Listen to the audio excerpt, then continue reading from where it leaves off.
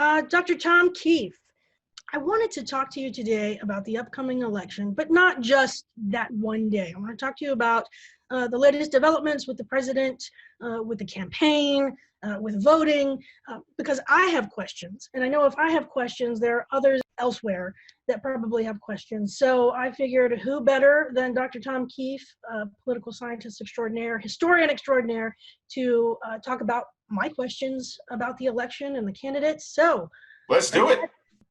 Let's talk about voting and the issue of mail-in voting. Is it actually an issue that Americans need to be concerned about, and particularly Coloradans? No, certainly not Coloradans, and I would argue not Americans overall. First and foremost, we need to remember that the United States military has been doing mail-in balloting for decades and decades and decades. So we have American servicemen and women all over the world and have had them all over the world since the end of World War II, and they have voted by mail. So first and foremost, mail-in balloting is decades old, and if it's good for the US military, I'm pretty sure it's good for John Doe and Jane Doe. Over the last about decade and a half, more and more states have been adopting mail-in balloting, and Colorado actually leads the nation in mail-in balloting. And the reason for that is it's a way to make balloting and voting more accessible to all people. We have an aging population in the United States. We have, if you look at birth rates and death rates, we have a higher death rate than we have a birth rate in the United States. So part of this push for mail-in balloting is to serve the elderly population of the United States and make sure that all Americans are enfranchised. We talk about women's suffrage, we've talked about Black suffrage. Sometimes we don't talk about the suffrage of the youth. If you think about the constitutional amendment, I believe it's 26, which reduced the voting age from 21 to 18. And we don't talk about the suffrage of the old to ensure that there was equal access to the basic human American right to vote in this country. So no, mail-in balloting should not be a concern of anyone's. The only concern that I would lay out there would be that, of course, the first time you implement legislation, it takes a little bit longer, and you have to work out a little bit more of the procedures of how to interpret the legislation. So states that added mail-in balloting since COVID-19, they do have a little bit of an uphill learning curve. And that's also, and I'm not sure if this is the appropriate time to mention it or not, that's intertwined with the Trump campaign's argument that the balloting should all be closed on November 3rd, and that no ballots should be counted after November 3rd, which is a groundwork that's being laid for lawsuits against the 2020 election. Absentee ballots exist in all 50 states and the territories, and they always have. In fact, President Trump has voted absentee multiple times. A mail-in ballot is either in lieu of on-site balloting or to supplement. And again, in the state of Colorado, which leads the nation really in mail-in balloting, and Oregon too, I believe, maybe Washington State, I think those are the really premier states for mail-in balloting. The idea is in Colorado, you get mailed your ballot, you fill it out, you sign your affidavit, and that signature then gets verified at the ballot collection and processing sites. And to make sure the signatures match, that is part of voter integrity. But also in Colorado and in other states, you can track your ballot. And so you go to your local board of elections, depending on which state, whether it's a county, municipal, or state organization, and you can track your ballot by using your last name and your address. And if your ballot is not counted, you can appeal and make sure it is. So it's a very, very cogent, tight system. Mail-ins are an alternative to ensure higher voter participation and turnout. One of the pros of federalism is we have 51 different ways to elect people within the United States. And so there's no singular procedure for the Russians, the Iranians, or the Chinese to interfere with. They tried to interfere with the Michigan voter records in 2016, and they were not able to get through the firewalls of the state of Michigan. And they certainly can't hack into all 51 different processing and computer centers. Homeland Security is on it. Each state has their own cybersecurity force that's on it. And like I said, the federalism, which is both a pro and a con, in this case, it is a pro. In terms of individual voter fraud, we have seen cases over time where the neighbor or relative of a deceased person will go to the voting booth and try to vote. That is the soft spot. That is the easiest spot. But we also statistically and historically and criminally don't have anything that supports that level of fraud that affects the election turnout. And quite the opposite, we have court cases where people in the state of Colorado, about, I believe, 12 court cases over the last 10 years where people have been caught. And so we shouldn't be afraid of what hasn't happened. We should be confident in what has happened, that we have caught fraudulent cases and adjudicated them. If I strongly believe that there was fraud in the election and therefore I had to do what I had to do to make sure that Donald J. Trump continued as president of the United States, I would be doing what they're already doing. First of all, I would argue that all ballots have to be in by November 3rd. That no ballots even postmarked before November 23rd, if they're not received, no ballots after November 3rd count. Statistically, the higher voter turnout indicates a Democratic victory. That is a rule of American politics, and it's been a rule of American politics at least for the 40-ish years I've been following the process. So Democratic candidates always talk about expanding the voter base. Republicans, they don't verbally say we want to reduce the voter turnout, but their actions are all predicated on reducing voter turnout. Just before or after Southern Strategy, that this became a known thing of the Republican Party? I would say it's the fulfillment of the Southern Strategy. Like it's the corollary. It's the new expression of it. And just real briefly, what is Southern Strategy? Southern Strategy is the idea that you reduce Black turnout in Southern states because statistically African Americans tend to vote Democratic, and that if you can suppress Democratic voter turnout in Southern states, then you have Republican states that will vote for the Republican candidate in the South, and that if you then pick up the required number of states that from the North and the West, then that leads to a Republican electoral strategy of success. But and then the reverse of that is if you look at 1976 with Jimmy Carter, if you look at 92 and 96 with Bill Clinton, the reverse of the Southern strategy is the Democratic strategy is take the North, take the West, and run a Southern candidate that will give you one state in the South, and then that's the historical path to victory for Democrats. In our conversations about visual culture and the importance of language in terms of cultures and ethnicities and stories not often told in traditional forms of media, textbooks, etc., we have talked about several times this idea of things being coded. And so the Southern strategy is part of this larger conversation of things being coded. And you mentioned Republican history of targeting, not overtly saying we don't want Blacks to vote, but they use other language. And I wonder if you could talk about that and things that we should look out for in terms of what's going on today in the political climate. And is that sort of updated? Is that an updated Southern strategy? Is it still the same Southern strategy? Is it something new? How are they manipulating us, both sides, either side, with coded language about who can or who should vote?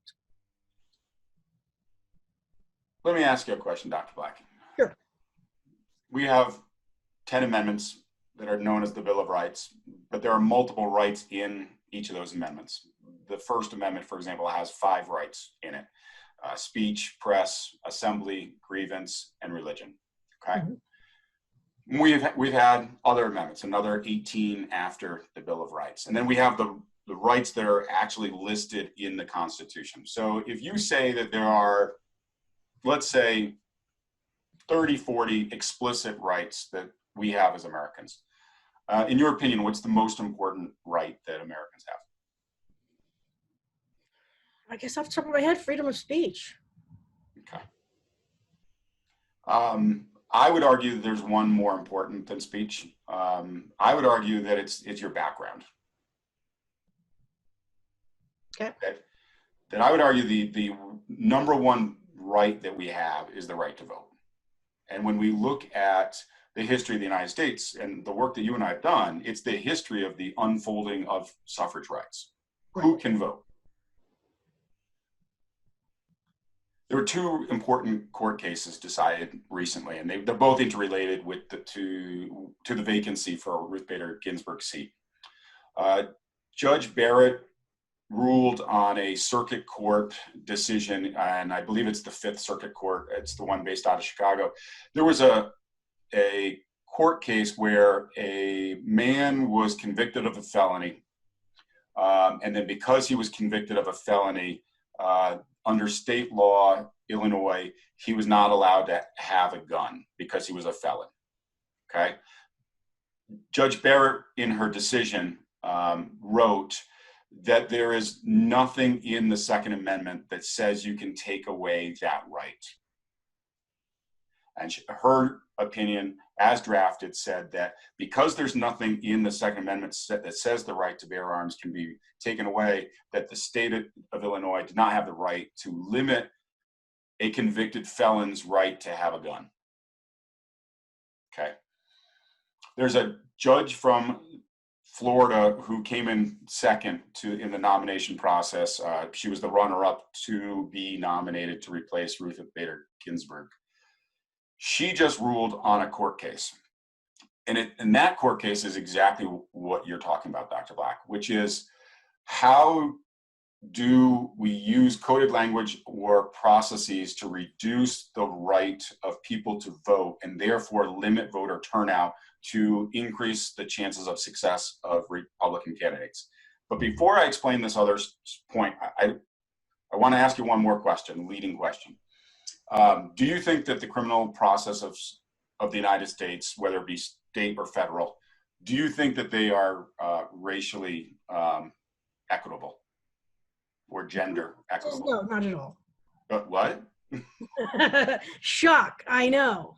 No, I do not think they are equitable by any means. Do you think, could you tell me a gender or a racial background that you think is disadvantaged in the criminal processes of the 50 states or the federal government? Yeah, people of color, primarily African American and Black Americans. And gender? In terms of the criminal justice system, male. Male. So, if we know that African Americans vote approximately 92% in favor of Democratic candidates, yeah. And according to you, Dr. Black, and I agree with you, so according to both of us, the criminal process is racially biased, yeah. And leads to the conviction and the incarceration of Black men and other men of color and people of color at a higher rate. Right. Then when state legislatures implement legislation which prevents convicted felons from exercising their right to vote, then what they're doing is limiting Democratic votes at a higher per capita rate than they are limiting the votes of all Americans. Yeah. So when you hear people talk about not letting criminals vote, that's the coded language that you're asking about. Because the word isn't criminal. The word that they're hiding is black. They're saying, let's limit Black people from voting. And that's why I started by asking you, what is the most important right that we have as Americans? Whether it be speech or whether it be the right to vote, essentially there's the hypocrisy in the Republican jurists, right? That if Judge Barrett is saying you can never limit the right to bear arms, well then by what logic can you limit anybody's right to vote? Yeah. Where does it say in the Constitution that you have the right to vote unless you have a convicted felony on your record? And in the state of Florida, specifically, what they went after was they said that you couldn't vote in the state of Florida if you owed any restitution or court fees. So, Dr. Black, do you think there's a racial divide in the distribution of wealth in the United States? Wow. Yes, absolutely. And so if Martha Stewart gets convicted of insider trader, being an insider trader and inside trading, she's white, I believe. Indeed, yes. So can Martha Stewart pay her restitution and her court fees? Yes, Martha Stewart can absolutely, easily pay all of her fees, no problem whatsoever. And when we look at the members of Congress and the members of government that have gone to jail, they come from a position of social or racial economic privilege where they can pay their fees.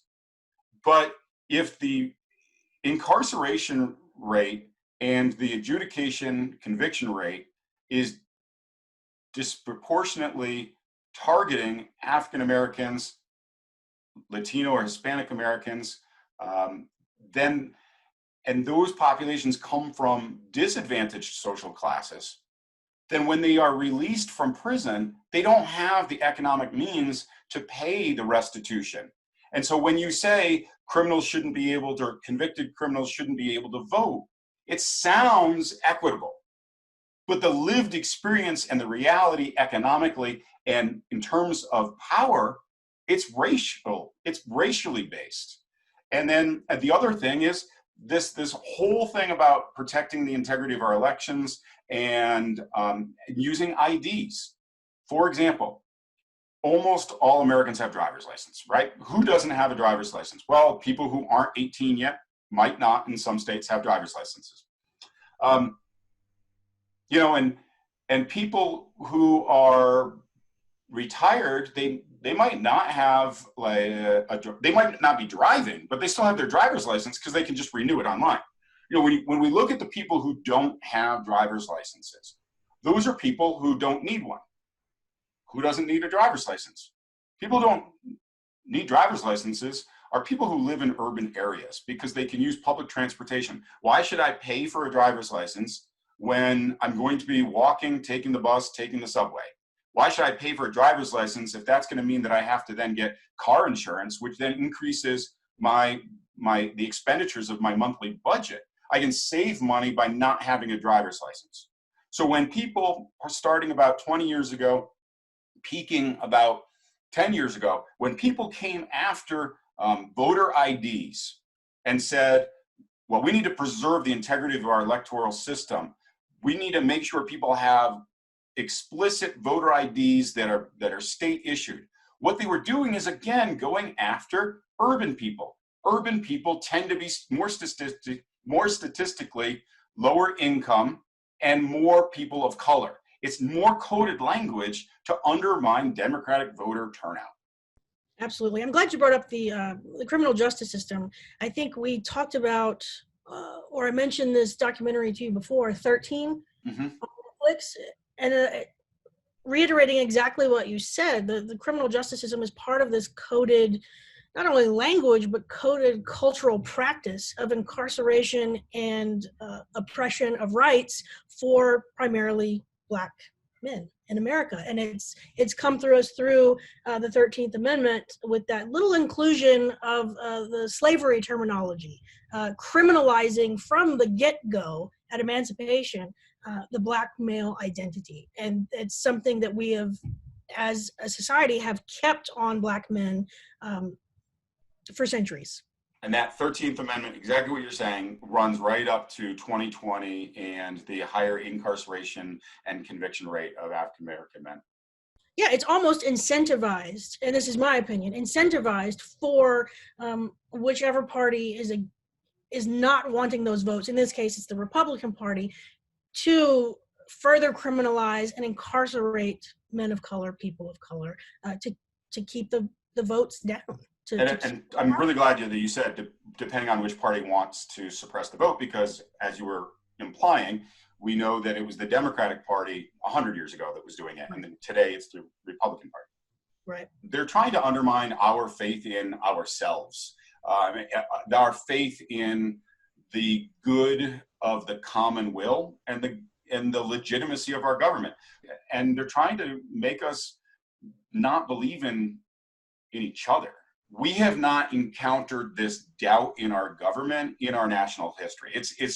We have always believed in the results of our election. We've had crises before, 1824, even before that, maybe 1796, 1824, I would say 1876, and then maybe even arguably the third term of FDR. And then we get into this problem with when the popular vote, and I think we'll probably talk about this later, when the popular vote and the electoral vote don't match, like 1824, 1876, 1888, 1960, 2000, 2016. Those are the elections where the popular winner did not become president of the United States. So that's been the only source of fear, really, or lack of trust in the results of our election.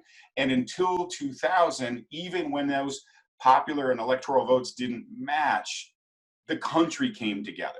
The two major political parties, whichever they were at the time, supported the results of the election.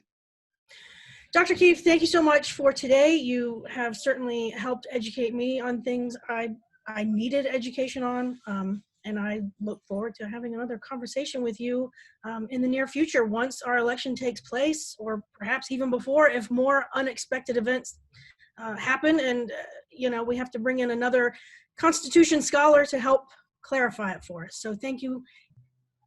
Vote, vote, vote, vote, vote. I don't care who you vote for. Vote. Vote, vote, vote, vote, vote. I'm sorry, was that vote? Vote. Vote. Yes, absolutely vote. Everybody vote. It is your right. It is an important right, and absolutely, please vote. Clarify it for us. So thank you, and look forward to talking to you again. Thank you. Thanks for having me, Dr. B.